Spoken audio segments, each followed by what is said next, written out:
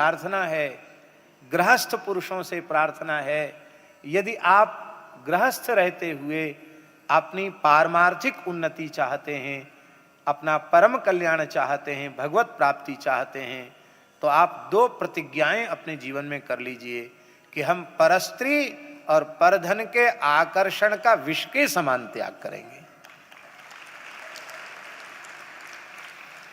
और संयम सदाचार पूर्वक एक आदर्श गृहस्थ की भूमिका में रहिए। जीवन का लक्ष्य भगवत प्राप्ति बनाइए। आपको कहीं जाने की आवश्यकता नहीं है, आपको घर में रहते आपका परम कल्याण हो जाएगा। और यदि किसी ने संत वेश धारण कर लिया है, कैसे भी कर लिया, मान लो किसी के बहकाने से भी कर लिया है, साधु वेश धारण कर लिया है, तो भैया निवृत्ति मार्ग के साधकों से मेरी हाथ जोड़कर प्रणाम पूर्वक प्रार्थना है कि धन मात्र और स्त्री मात्र के आकर्षण का जीवन पर्यंत विष के समान त्याग करें।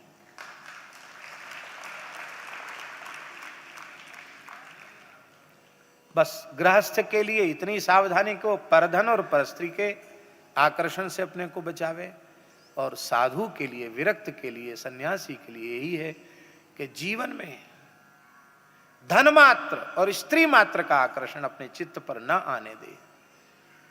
कोई स्त्री साधिका है तो उसके लिए भी यही नियम है, वह पुरुष मात्र और धन मात्र का आकर्षण अपने जीवन में प्रतिष्ठित न होने दे। क्योंकि चलो चलो सब कोई कहे, पहुंचे बिरला कोए, इक कंचन इक कामनी दुर्गम घाटी दोए।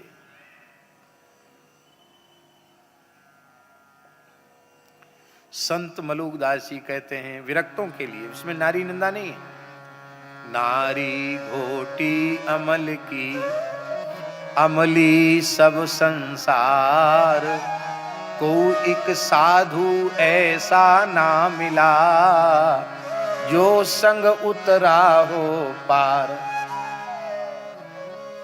संत मलुकदास जी कहते हैं हमें ऐसा कोई साधु अपने जीवन में नहीं मिला जो स्त्री में आसक्त होकर भी भवसागर से पार उतर गया।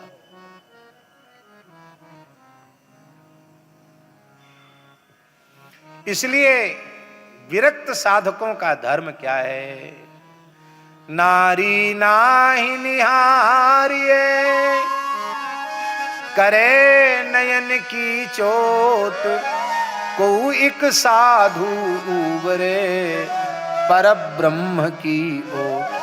भगवान की ओट से उबरता है।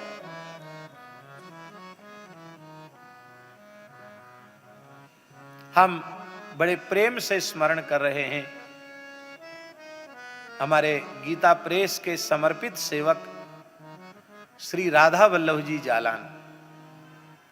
अभी अभी उनका भगवत धाम प्रयाण हुआ, हम सूरत में थे और आखिरी दिन भी कथा सुनी और मैंने कहा बैठ जाओ, एक विशेष बात सुन के जाओ।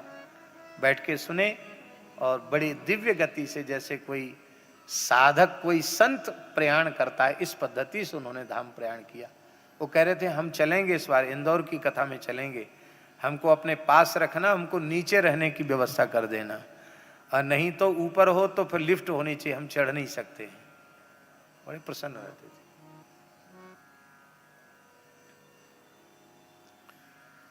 तो हम उनका स्मरण इसलिए कर रहे हैं कि सेठ जी, भाई जी का उन्होंने संग किया था, स्वामी जी का संग किया था।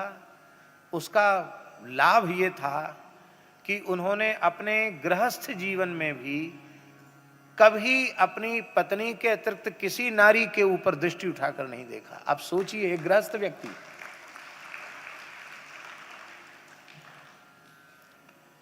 और पत्नी के दिवंगत होने के बाद तो वे अपनी बहू, बेटी, नाती, पोतियों को भी नजर उठाकर नहीं देखते थे, ऐसे बात करते थे, नीची नजर करके बात करते थे, दृष्टि नहीं उठाते थे।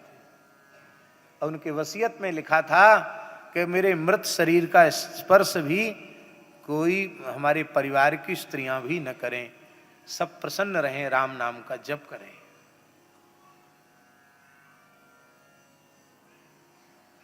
आप कहेंगे कि उनका आप नाम क्यों ले रहे हैं?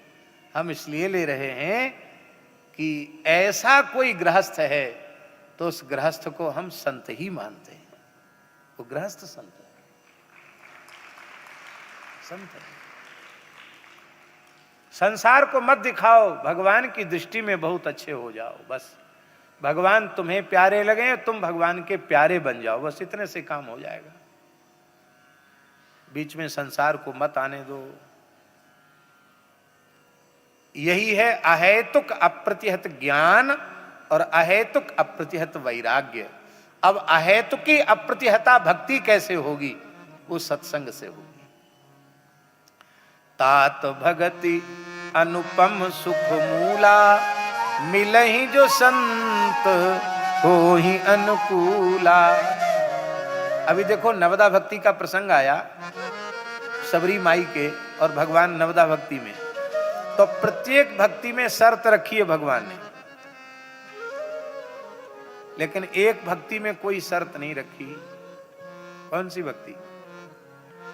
प्रथम भगति संतन कर संगा, इसमें कोई बंधन नहीं रखा।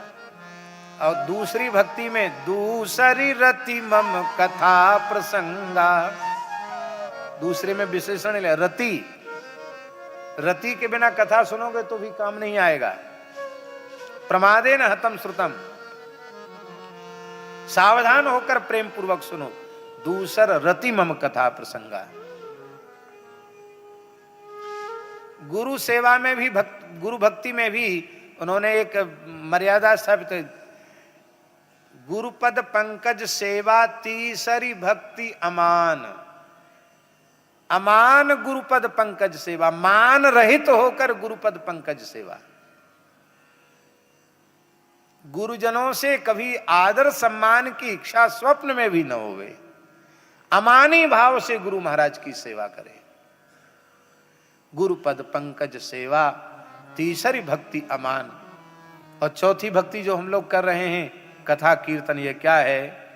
चौथी भक्ति मम गुण गणे करई कपट तजी गान। ले उसमें भी विशेष कपट तजी गान, कपट छोड़ करके भगवान की भक्ति का, भगवान के नाम का, भगवान के चरित्र का गान करें। प्रत्येक भक्ति में विशेषण है, पर साधु संग में विशेषण नहीं है। साधु संग करने से सब अपने आप प्राप्त हो जाता है, क्योंकि सताम प्रसंगान मम वीर्य संविदो भवन्ति हृत कर्ण रसायना कथा तज्जोषणा दास्वप वर्ग वर्तमनि श्रद्धा रतिर भक्त रनुक्रमिष्यति। सब कुछ हो जाता है प्राप्त। श्री वृंदावन बिहारी लाल की जय। श्याम लग्यो